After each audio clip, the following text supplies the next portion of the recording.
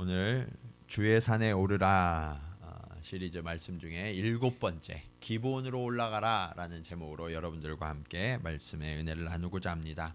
오늘 말씀은 시 한 편을 가지고 시작하려고 합니다. 종교개혁가였던 루터가 쓴 시입니다. 하나님 앞에 드리는 기도를 간절한 시로 이렇게 올렸습니다. 주여 채우소서. 나는 텅 빈 그릇이오니 내게 가득 채우소서. 빈 마음에 주의 영광으로 넘치도록 채우소서. 나는 믿음이 너무 연약하오니 나를 강하게 붙드소서. 돌처럼 굳어있는 내 마음 사랑으로 뜨겁게 녹이시고 주님 은혜의 품속에서 영원한 안식을 주소서. 아멘. 루터는 아주 용감하고 그리고 위대한 종교 개혁가였습니다.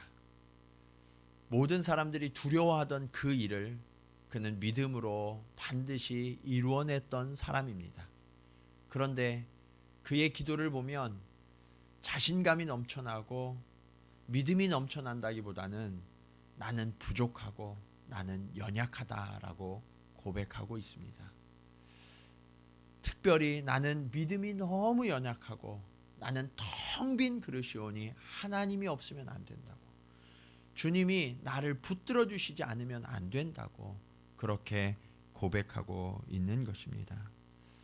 하나님께서는 이렇게 자기 자신을 겸손히 낮추고 하나님을 초청하는 자를 통하여 일하시는 하나님이십니다. 오늘 본문에도 그런 한 사람이 등장합니다. 그 사람의 이름은 바로 솔로몬입니다. 솔로몬은 하나님 앞에 그 누구도 드리지 못했던 아주 아름다운 예배를 드렸던 사람입니다. 하나님께서 솔로몬을 축복하신 이유는 그가 하나님 앞에 신령과 진정으로 그 누구도 드리지 못했던 아름다운 예배를, 하나님이 마음에 흡족하실 만한 예배를 드렸기 때문입니다. 그러면 오늘 우리들은 하나님 앞에 어떤 예배를 드려서 하나님이 받으실 만한 그러한 예배를 드릴 수 있을까요?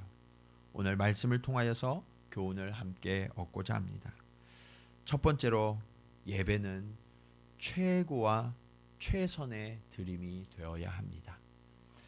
오늘 본문에는 솔로몬이 자신이 할 수 있는 최고의 예배 그리고 최선의 예배를 드렸다는 사실을 나타내주는 단어가 두 가지 있습니다. 그것은 무엇이냐면 첫 번째는 기브온이라는 단어고 두 번째는 일천번제라는 단어입니다. 기브온은 오늘 솔로몬이 하나님 앞에 제사를 드린 장소입니다. 그런데 오늘 저와 함께 읽은 이 열왕기상 3장 4절을 보면 기브온에서 제사를 드렸는데 그 기브온에서 제사를 드린 이유가 있어요. 무엇 때문에 기브온에서 제사를 드렸다고 기록되어 있나요? 거기가 크기 때문에, 커서. 솔로몬은요, 하나님 앞에 최고의 예배, 최선의 예배를 드리기를 원했는데 혼자 예배를 드리는 것이 아니라 이스라엘의 모든 백성과 함께 나아가 큰 제사를 하나님 앞에 드리기를 원했어요. 그래서 그 온 백성과 함께 예배를 드릴 수 있는 장소를 물색하다 보니까 그곳이 어디였어요? 그곳이 기브온이었던 거예요. 그래서 솔로몬은 백성들과 함께 기브온으로 올라갔던 것입니다. 솔로몬이 처음부터 온 국가와 온 백성이 함께 예배할 것을 준비했다는 사실을 우리는 알 수 있어요. 왜 그러냐? 솔로몬은요, 한 개인이 아니라는 사실을 알았거든요. 나 한 사람이 아니라 솔로몬은 하나님이 기름 부어 세우신 이스라엘의 왕이라는 사실을 알고 있었고 그것을 자신 개인보다 우선하는 사람이었다는 거예요. 그래서 여러분, 솔로몬은 왕으로서 하나님 앞에 풍성한 제사를 드리기를 원했고 그런 이유로 솔로몬이 택한 장소가 어디였어요? 기브온이었다는 거예요. 자, 기브온에서 제사를 드렸는데 그 제사가 어떤 제사였어요? 일천번제. 일천번제는 무엇을 의미하냐면 사실 왕이나 제사장이 드릴 때는 소를 드리면 됐어요. 그 정도 드리면 괜찮은 제사였거든요. 그런데 솔로몬은 거기에 만족할 수 없었어요. 규정에 써 있는 대로가 아니라 내 마음에서 우러나서 하나님 앞에 최고의 것을, 최선의 것을 드리기를 원했던 거예요. 의무와 책임을 넘어선 자원하는 마음으로 하나님 앞에 나아갔던 거예요. 오늘 여러분 이 자리에 나오시는 분들마다 자원하는 마음으로 나오신 줄로 믿습니다. 우리가 그렇게 자원하는 마음으로 하나님 앞에 드려야 된다는 거예요. 그런데 솔로몬의 자원하는 마음이 얼마나 컸던지 일천번제를 하나님 앞에 드렸다는 거예요. 어떤 분들은 일천번제를 1000번의 제사를 드린 것으로 생각하시는 분들이 계셨어요. 이름이 일천번제니까. 그런데 상식적으로 생각해 보면 솔로몬이 왕이잖아요. 왕이 바빠요, 안 바빠요? 바빠요. 우리도 바쁜데 왕은 얼마나 바쁘겠어요. 정말 바쁘거든요. 1000번이나 기브온 산에 올라가고 그리고 온 백성들을 다 모아서 기브온 산에 올라간다는 것이 가능할까요? 그것은 현실적으로 어려운 일이에요. 그래서 대부분의 학자들은 1000번을 하나님 앞에 제사 드렸다라고 생각하는 것이 아니라 한 번에 1000마리의 소를 하나님 앞에 드리면서 제사한 것이다, 이렇게 해석하고 있어요.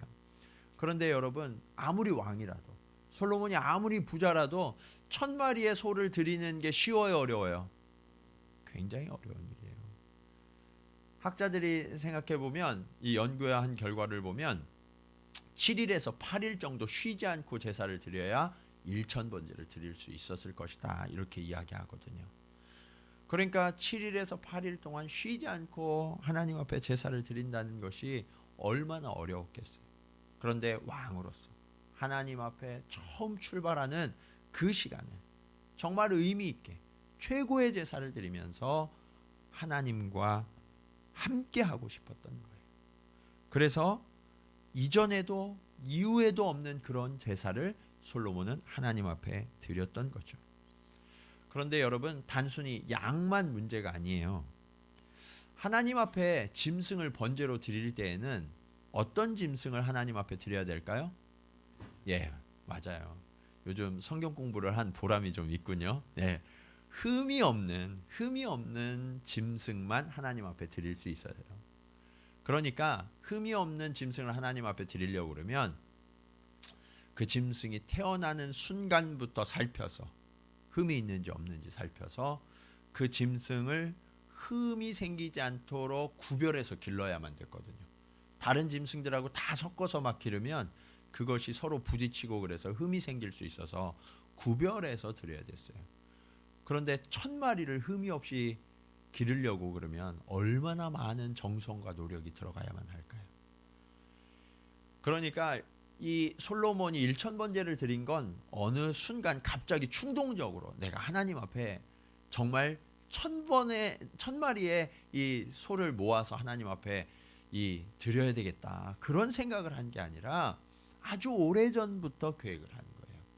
하나님 앞에 내가 1000마리의 소를 구별해서 흠이 없이 드려야 되겠구나. 그리고 그 소들이 태어나는 순간부터 길러지는 모든 과정을 면밀하게 살피면서 받겠죠. 개 중에는 흠이 생기는 것도 있을 수 있으니까 처음 작정할 때는 1000마리보다 훨씬 더 많은 수를 택해야만 1000마리의 흠 없는 양을 하나님 앞에 드릴 수가 있었을 거예요. 그러니까 여러분, 하나님 앞에 예배를 드리고 예물을 드린다는 것은 무엇을 의미하냐면 마음을 먹는 단계부터 예배라는 거예요. 하나님 앞에 예배를 드리기로 하는, 작정하는 순간부터 예배예요. 그리고 그 과정이 다 예배가 되어야 한다는 거예요. 그렇게 준비되었을 때 우리의 마음과 영혼이 하나님이 받으실 만한 예배가 됨을 믿으시기 바랍니다. 우리가 드리는 예배가 그렇게 드려져야 된다는 거예요. 자, 그러면 그런 것을 이해하고 우리 자신을 한번 돌아보자고요. 여러분은 하나님 앞에 어떤 예배를 드리고 있습니까? 정말 최고의 예배, 최선의 예배를 지금 하나님 앞에 드리고 계십니까? 사실 1시간 예배 드리기도 쉽지 않아요. 그렇죠? 예. 졸리고 딴 생각도 많이 나고 그러기도 한단 말이에요. 근데 그렇게 해서는 최고의 예배, 최선의 예배가 될 수 없어요. 주일날 여러분들이 이곳에 오잖아요. 그리고 1시간 하나님 앞에 예배를 드리는데 조금만 길어져도 이거 왜 안 끝나? 언제 끝나는 거야? 이런 마음이 우리 안에 든단 말이에요. 최소한의 시간도 우리는 견디기가 힘들어요. 예물을 드리는 것도 마찬가지예요. 성경은 인색하지 말고 자원하는 마음으로 넘치도록 드리라라고 말씀하고 있죠. 그런데 우리가 하나님 앞에 드리는 것은 어때요? 규정된 데에서 넘칠까봐 조마조마하진 않으세요? 어떤 분들은 그러시는 분들이 있으시더라고요. 헌금을 이렇게 넣는데, 헌금을 이렇게 하시는데, 우리 이렇게 바구니가 돌아가잖아요. 헌금을 넣는데, 나는 1,000엔을 넣으려고 그랬는데 5,000엔짜리가 들어갔어. 또 10,000엔짜리가 들어갔어. 그러면 어때요? 마음이 덜컹하는 거예요. 큰일 났네. 저거 거슬러 받아야 되나? 왜요? 준비되지 않아서 그런 거예요. 우리가 하나님 앞에 준비되어서 자원하는 마음으로 넉넉하게 하나님 앞에 드려야 되는데 아까워하는 마음이 우리 안에 없느냐, 우리가 그것을 살펴봐야 돼요. 그런 예배는요, 진정한 감사 예배가 될 수 없어요. 하나님께서 저와 여러분에게 주신 것들을 한번 생각해 보자고요. 여러분이 오늘 아침에 일어나서 호흡하시죠. 그 생명과 건강은 누가 주셨나요? 하나님이 주셨어요. 여러분이 내일까지 쉬시죠? 그래서 너무 기분이 좋으신 것 같아요. 오늘 내일까지 쉬시니까. 그 시간과 그 평안을 누가 주셨나요? 하나님이 주셨어요. 여러분의 가족, 여러분의 산업, 여러분의 이웃, 여러분의 학력, 여러분의 지위, 여러분의 소유, 그 모든 것들을 주신 분이 누구이신가요? 하나님이세요. 예배는 하나님이 나에게 그것을 주셨습니다. 그것을 인정하고 감사를 표현하는 시간, 이 시간이 예배인 거예요. 하나님이 너무나 많은 것, 부족함이 없도록 우리에게 이미 부어주셨어요. 그런데 이 모든 것의 주인이 하나님이심을 고백하지 못한다면 우리는 진정한 그리스도인이 될 수 없어요. 여러분, 예수 그리스도를 믿는 순간 우리는 무엇을 고백하냐면 예수님이 나의 구주이십니다 라고 고백하죠. 구주는 두 가지 의미가 있어요. 하나는 예수님이 나의 구원자이십니다. 두 번째는 예수님이 나의 주인이십니다 라는 거예요. 그러면 여러분이 가진 모든 것이 주님의 것임을 인정하십니까? 그렇게 될 때 비로소 우리는 하나님의 것 되고 하나님이 택하여 구원하신 그리스도인이 될 수 있다라는 거예요. 주님의 주재권을 인정한다면 우리는 누군가요? 하나님의 관리인에 불과해요. 하나님이 우리에게 맡겨주신 것들을 잘 맡아서 관리하는 청직이에요. 그래서 우리에게 맡겨주신 것들을 감사해서 표현하는 것, 이것이 예배예요. 그리고 그 중에서 가장 적극적으로 하나님 앞에 표현하는 것이 하나님 앞에 드리는 예물이고 여러분들이 섬기는 헌신인 거예요. 그러니까 내가 하나님 앞에 드리는 것, 내가 하나님 앞에 섬기고 헌신하고 드리는 모든 것들은 하나님의 것이죠. 내 것이 없어요. 그래서 하나님 앞에 물질을 드릴 때도 감사함으로, 하나님 앞에 나의 헌신을 드릴 때도 감사함으로 드려야 하는 거예요. 여러분, 많이 맡겨주셨으면 많이 드려야 할까요? 적게 드려야 할까요? 많이 드려야 되죠. 주님이 건강과 재능을 많이 주셨으면 많이 섬겨야 할까요? 적게 섬겨야 할까요? 많이 섬겨야죠. 하나님이 우리에게 그것을 주신 거예요. 그러니까 우리는 그것을 그냥 감사함으로 섬기면 되는 거예요. 예배는 내가 하나님 앞에 이만큼 드렸으니까 하나님이 당연히 이 정도는 나한테 베풀어 주셔야 하는 거 아니야? 하는 요구가 아니에요. 예배는 철저한 감사여야 해요. 여러분, 예배는요, 천국을 연습하는 시간이에요. 어떤 천국을 연습하는 시간이냐? 여러분, 천국에 올라가시면 누구 거 가지고 살아가실까요? 그렇죠, 하나님 거 가지고. 제가 목회하면서 수많은 장례를 치렀거든요. 몇백 건의 장례를 치렀는데 단 한 분도 손에 무엇을 가지고 위로 올라가시는 분을 본 적이 없어요. 예. 가끔 그 믿지 않는 분들 노자하라고 입에다가 돈 넣어주는 분들 제가 봤거든요. 예. 그거 실제로 갖고 갈까요? 못 갖고 가요. 나중에 다 파보면 거기 다 있더라고요. 예. 제가 이장하느라고 다 파본 분들도 봤거든. 다 거기 있어요. 아무리 비싼 수의를 해 입고 아무리 비싼 관에 누워도 내 보좌가 그렇게 높아질까요? 그렇지 않아요. 그거 그냥 다 타버리고 없어져요. 다 썩어지고. 네. 우리는요, 빈손으로 가는 거예요. 빈손으로. 올라가면 그 순간부터 하나님의 자원을 누리면서 살아가게 돼요. 그래서 여기에서 우리가 하나님 앞에 드리는 시간은 어떤 시간이냐? 하나님, 내가 하나님의 자원으로 살아갑니다. 내 힘과 내 노력, 나의 물질로 살아가는 게 아니라 하나님의 자원으로 살아갑니다. 이것을 고백하고 연습하는 시간이 하나님 앞에 물질을 드리는 거예요. 여러분, 천국에 올라가면 누구랑 함께 살아요? 하나님과 함께 거하죠. 그래서 여러분, 예배하는 시간은 어떤 시간이냐? 하나님과 함께하는 그 시간을 미리 살아보는 거예요.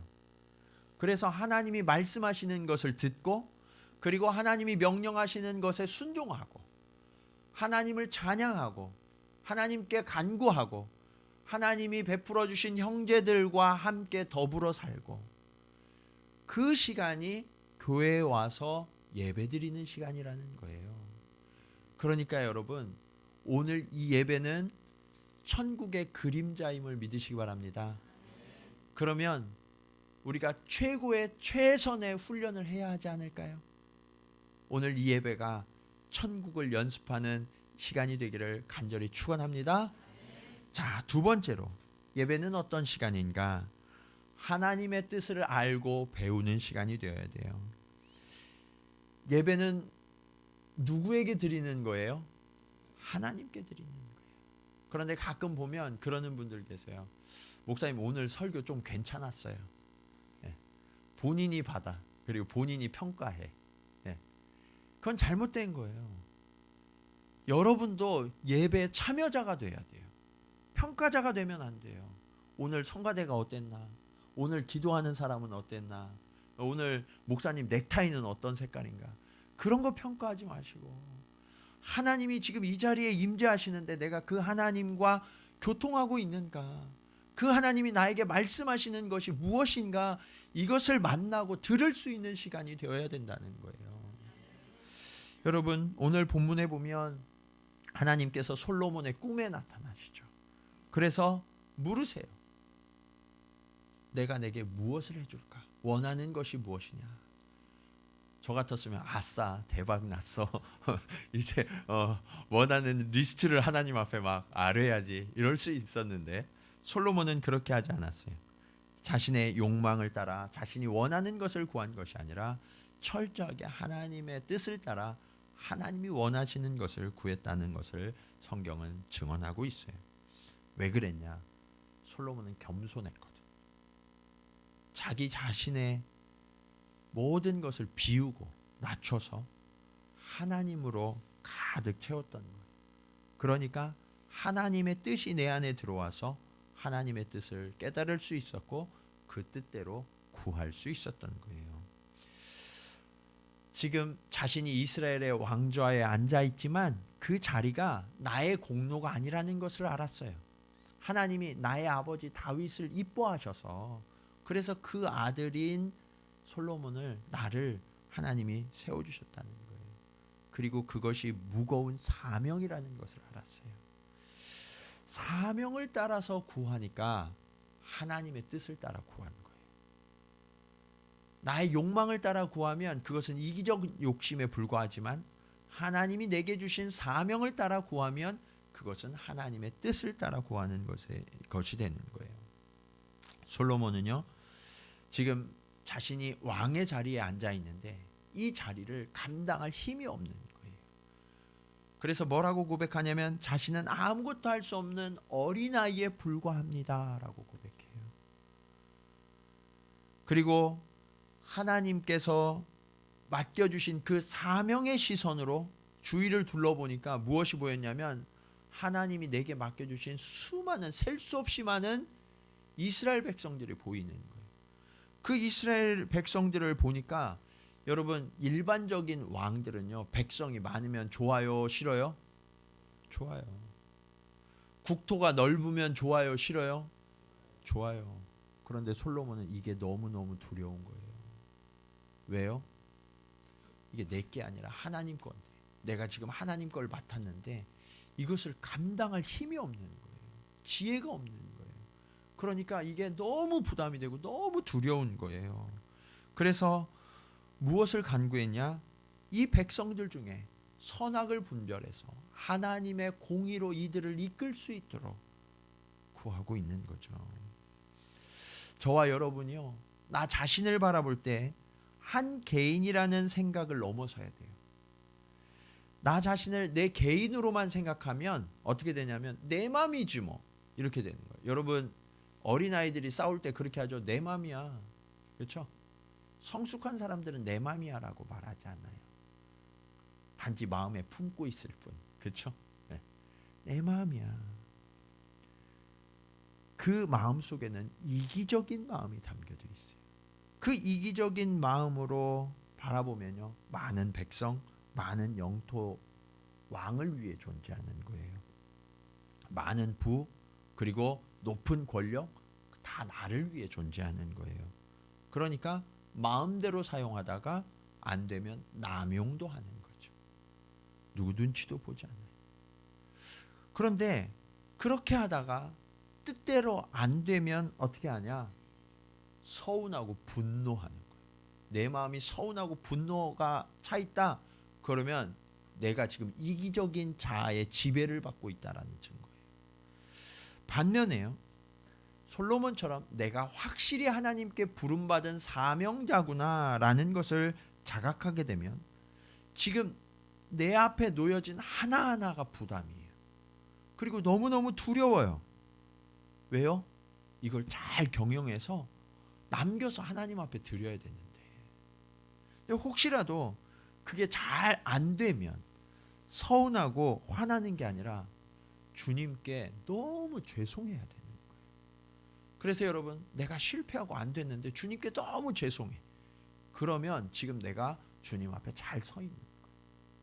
그런데 너무 죄송한 게 아니라 너무 화가 나고 열받아 막. 네.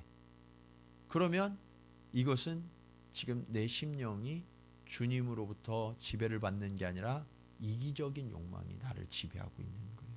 이것을 우리가 구별할 수 있어야 돼요. 그래서 여러분, 예배는 어떤 시간이 되어야 되느냐? 하나님을 발견하고 하나님의 뜻을 발견해서 그 하나님의 뜻에 내 삶을 조정하는 시간이 되어야 돼요. 찬양을 드릴 때, 여러분 찬양 좋아하시죠?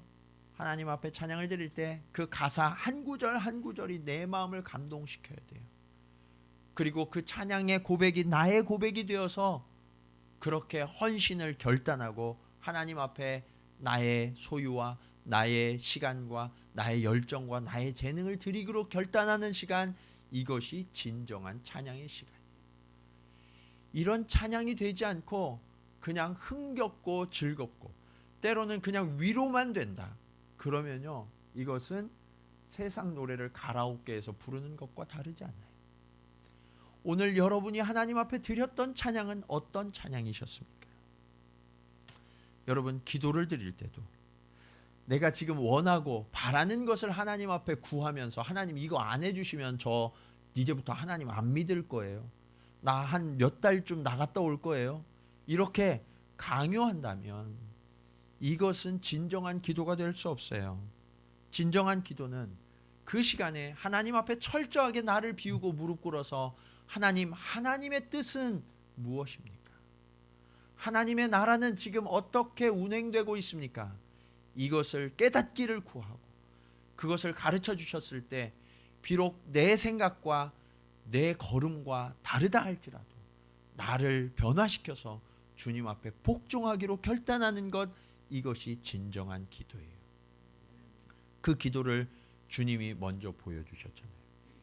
겟세마네 동산에 오르셔서 주님이 기도하실 때 주님은 너무나 십자가에 오르는 것이 두려웠어요.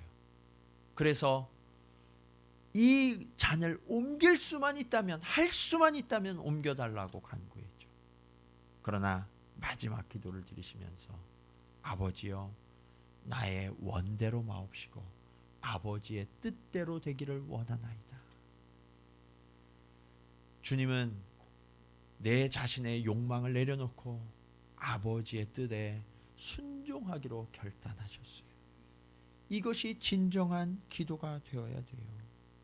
그래서 우리도 기도를 드릴 때 하나님의 뜻을 구하고 그분께 순종하는 시간이 되어야 되는 거예요.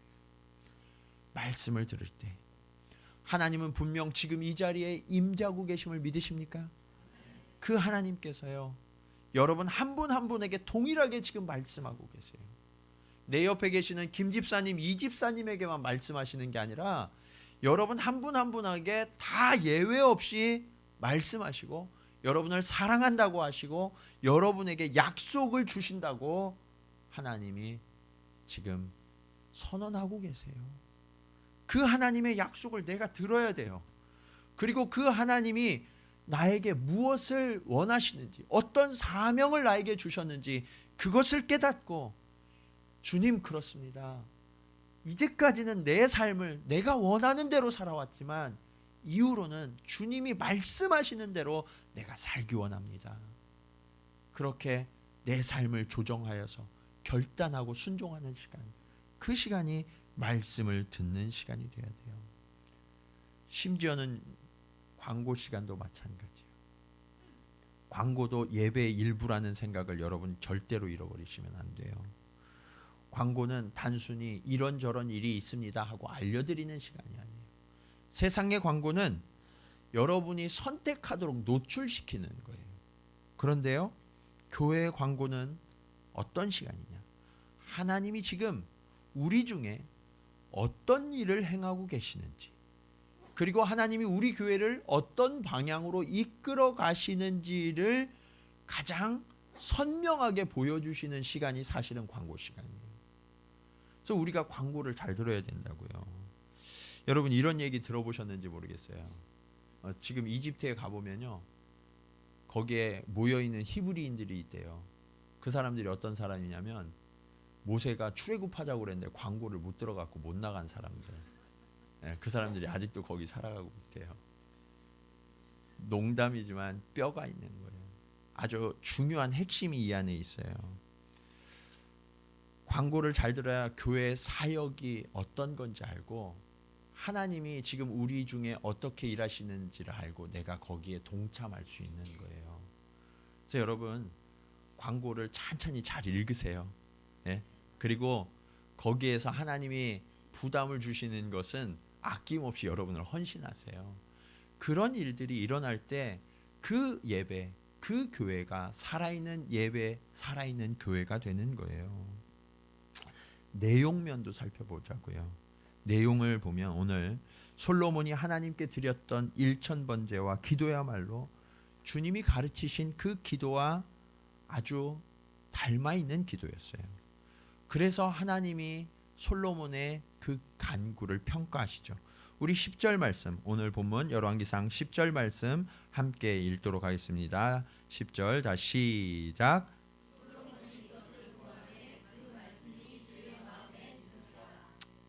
그 말씀이 뭐라고요? 주의 마음에 들었다라고 말씀하고 있어요. 오늘 저와 여러분이 드리는 이 예배, 찬송, 기도, 간구 모든 것이 주님의 마음에 꼭 드는 그러한 예배가 되기를 간절히 축원합니다.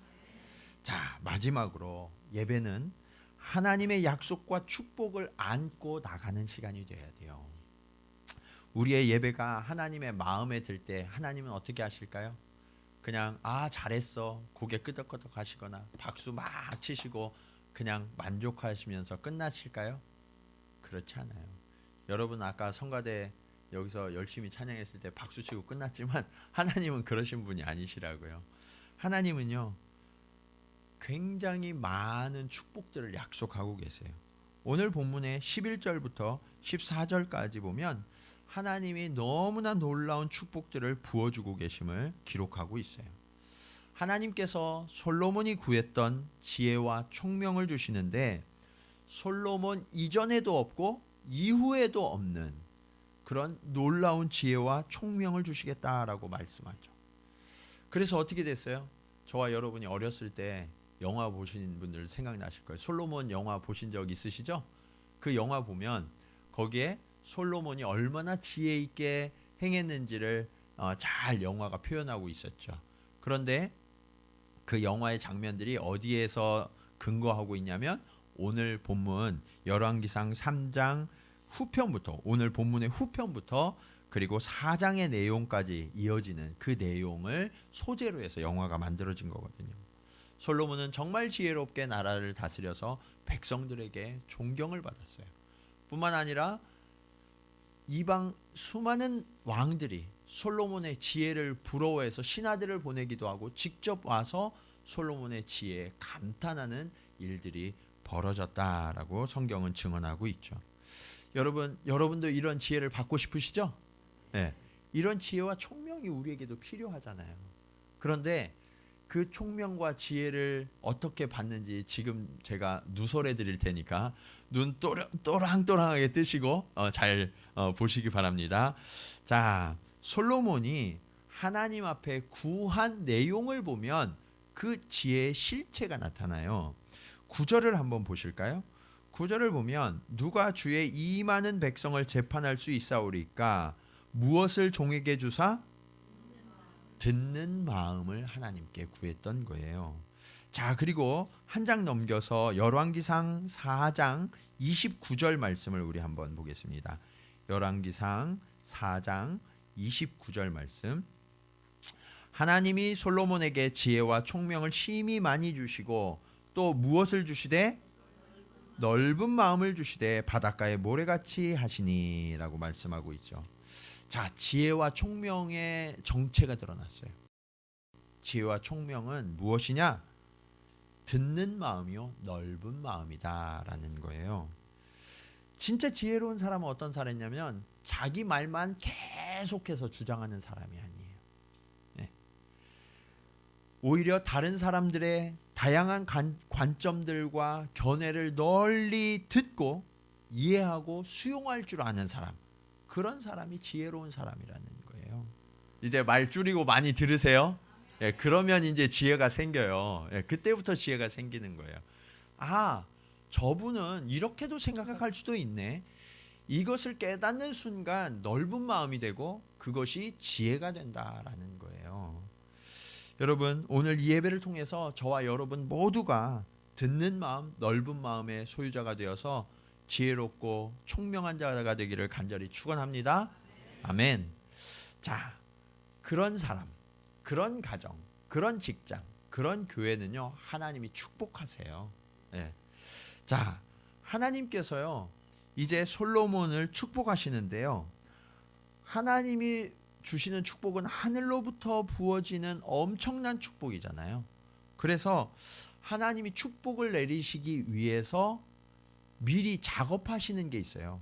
그게 뭐냐? 지금 솔로몬에게서 확인하신 건데 이 넓은 마음을 갖게 하는 거예요.